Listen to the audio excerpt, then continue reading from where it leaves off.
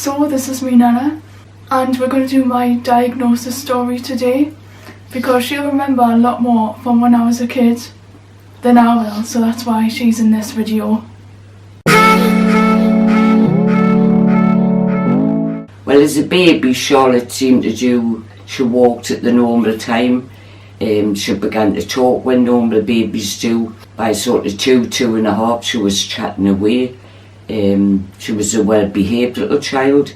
We thought perhaps she was a little bit shy, but that was all. It wasn't until she started nursery and she didn't speak to any children or a teacher at all. So, you know, the first few weeks we thought, well, she's shy, she's strange. But then it went on, and I even spoke to the nursery teachers and said I would go in and be in the nursery classroom with them, because I thought, oh, Charlotte might chat if I'm there. But all that came of that was all the other children would talk to me, but Charlotte wouldn't.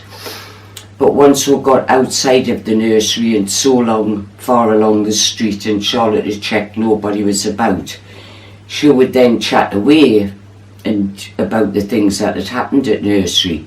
So we were a little bit concerned about that, but we had meetings with the nursery and the staff, and they said, you know, she was still young, not to worry. Then it was obviously the start of reception. Was that the only sign at first when I had selective mutism? Yes, but we didn't know that yet.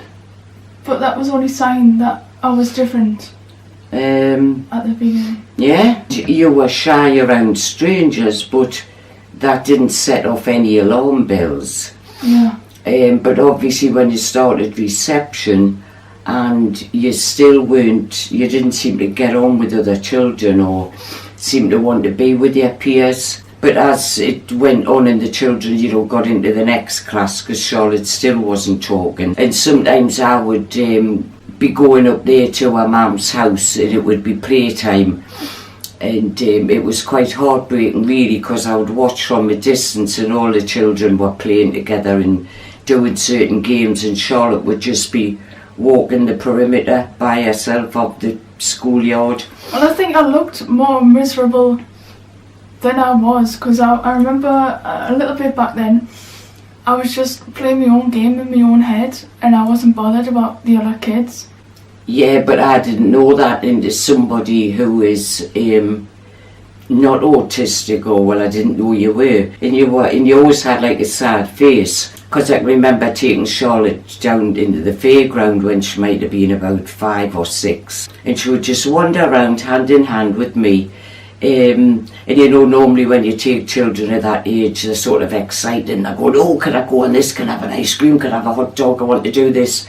She never once asked to go on any ride or for anything to eat.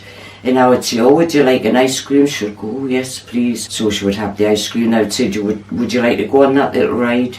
Yes. And the ride would go around and she would have a deadpan face, like, the whole time the ride. I guess I must have had that symptom. And I would be waving, but nothing would come back. So I would think, oh, I don't think she likes that ride. So the ride would stop and I would say, oh, did you not like that ride? She said, well, yes. And I think, strange. Well, how often did I show facial expressions back then? I don't know, not really a lot. So anyway, I'm backtracking here. I think Charlotte was about 4, more getting a little bit concerned about her not talking to people outside or to her peers. And as others with children with autism will realise like how difficult the diagnosis is if your class is maybe a bit high function, or when it feels if the autism isn't really obvious. But Charlotte did have a few little tics by then, and when she was telling you a story, she would be going, you know what happened, Nana? And she would do this all the time, and I think, oh, but you like think back, and at the time that didn't seem odd for a little 4-year-old.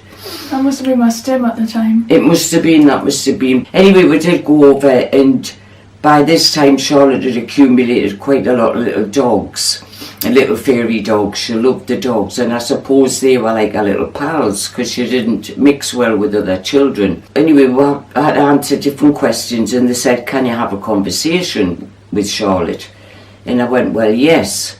But when I think back, the conversation was all about the dogs, because that was Charlotte's interest at the time. But I didn't even think that was odd as a 4-year-old. What do you have a conversation about, really?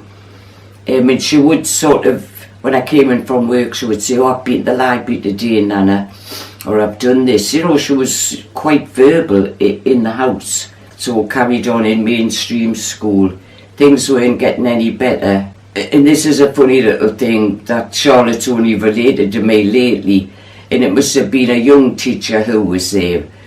Possibly didn't understand how literally autistic children take things. And at the time we didn't have a diagnosis. And I think she was trying to help Charlotte. And she'd gone up to her and said, you know, if you're unable to verbally say things or ask me anything, Charlotte, you can talk to me with your eyes. Which totally freaked Charlotte out at the time. Well, it didn't really freak me out, it just confused me, because I was thinking literally back then, I was like, talk with your eyes? How is that possible? So this poor teacher was just trying to help, but you can imagine how confusing that must have sounded to Charlotte. And we've giggled about it since, because obviously she's come on in leaps and bounds and obviously knows what that means now. Anyway, she's getting to sort of 7 and 8, and she went through, I suppose we know now there were meltdowns, but when you have no diagnosis and very little information or of anything of autism, she would just scream and scream, really high-pitched screaming for hours at a time, which was very frustrating for everybody because we didn't know what was wrong. Charlotte had got into a state by then. Yeah, so that was the most annoying part about me when I was a kid. It was very frustrating because when you've got no diagnosis and you're wondering what is upsetting your child so much. Anyway, she got to about 7, we'd had don't know how many meetings with the school, and they'd been very helpful, very nice. But the ed psych there and different people were saying, oh, give her time. And I thought, well, she's 7 and she's still never spoken to another child or anybody in the school. This is not normal. Well, did they not know what selective mutism was back then? Did they think... Well, nobody mentioned it in the school. That's like people at the hospital or something, cause... Well, I think that's where it eventually did come out, because obviously, you know yourself, you have to go through the whole process of going back to the doctor to get a referral, to go, you know, you can't just go. Anyway, we managed to get back to the doctor as another referral. So by this time she's sort of 7, 8, and we got the same form to fill in that we got when she was 4. But obviously Charlotte was presenting a few more autistic traits by then.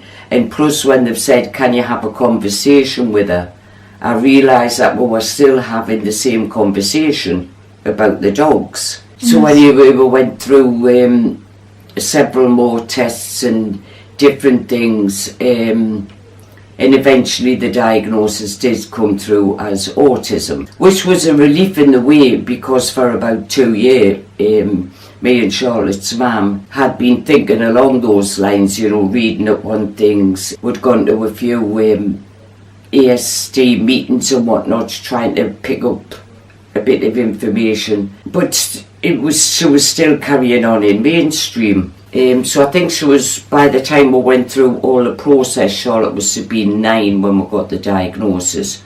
But she was very, very unhappy at mainstream. But I think 9 is actually pretty young for an autistic female, because I've seen others in real life and on YouTube. I've watched videos where they don't get diagnosed. Well, in their teens and 20s and things, aren't they?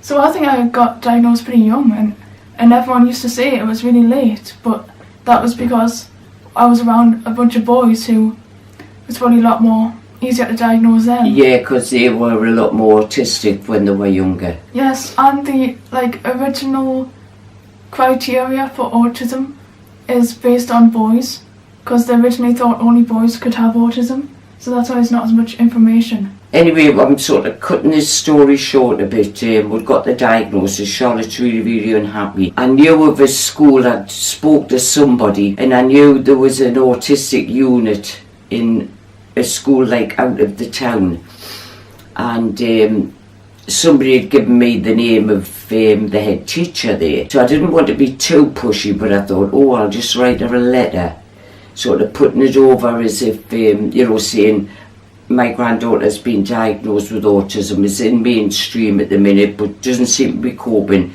Do you have any advice? Really what I wanted to do was say, yes, come to my school. But obviously I couldn't do that.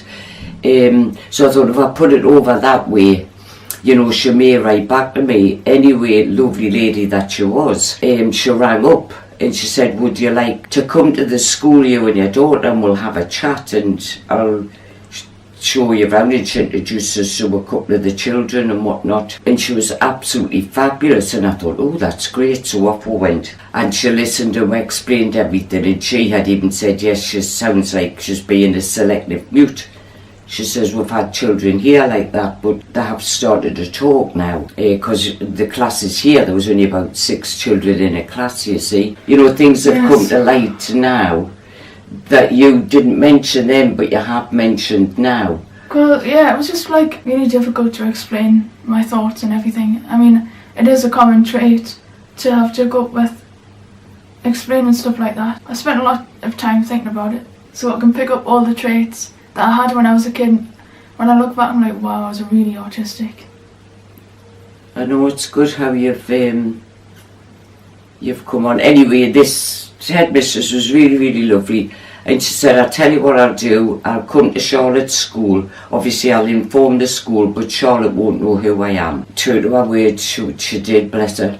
Within a day or two she phoned and she said, my God, she had never seen a child so unhappy. Her body language, you know, Charlotte's arms would be in like that, her head would be down. She said, we've got to get out of there. Well, luckily she was on the panel, and the lady we used to see, a child and family, was on the panel, so I thought that's 2 people, because it was quite difficult to get into this school.